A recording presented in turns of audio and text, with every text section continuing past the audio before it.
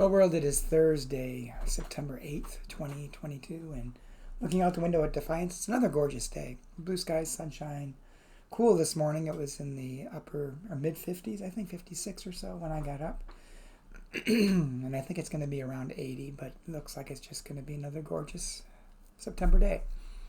The devotion for today is entitled More Solid Than Rock, written by Kenneth L. Samuel. Kenneth bases the devotion upon Isaiah chapter 54, verse 10, New Living Translation.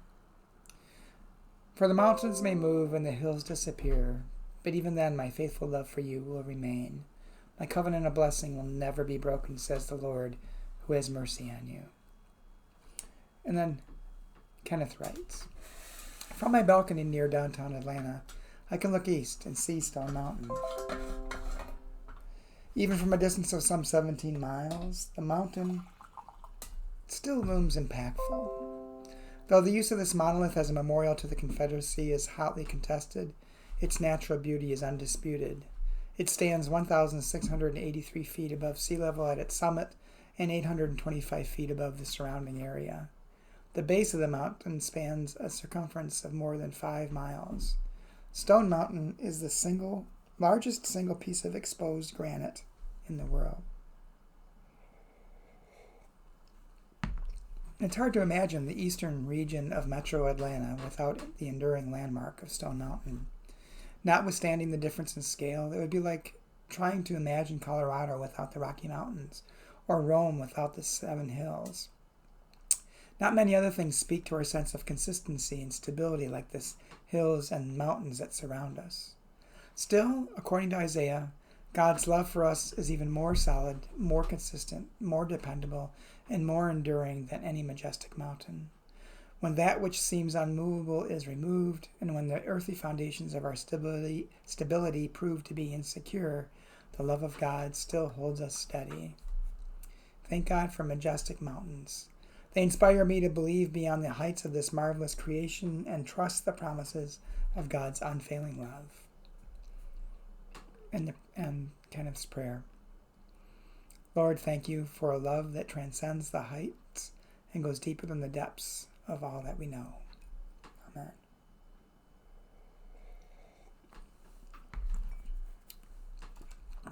Amen. One of the things that came to mind for me in this devotion is the majesty of mountains. It's kind of hard here in Defiance because what many people here call hills are mere bumps in the road. So if you've never been out of Defiance, you can't imagine what mountains must be like. Some of my favorite memories of living in Europe were traveling to the Alps because we weren't more than a couple hours away from those mountains. And even in the area where I lived, we were in the Schwäbisch Alps, which is like the foothills of the Alps. And not huge mountains, but, a couple hundred meters, 600 meters, so 1,200 feet. It's still pretty big hills, but to see the actual mountains, to be in the mountains, to me is just incredible and speaks of the majesty of creation. I feel similar, but not quite as strongly, even by large bodies of water. Having been raised in the Great Lakes state, going into any of the Great Lakes is also just awe-inspiring, as is being at the ocean. And to think as much awe as those sights inspire, that God's love exceeds even those, according to the psalmist, is incredible indeed.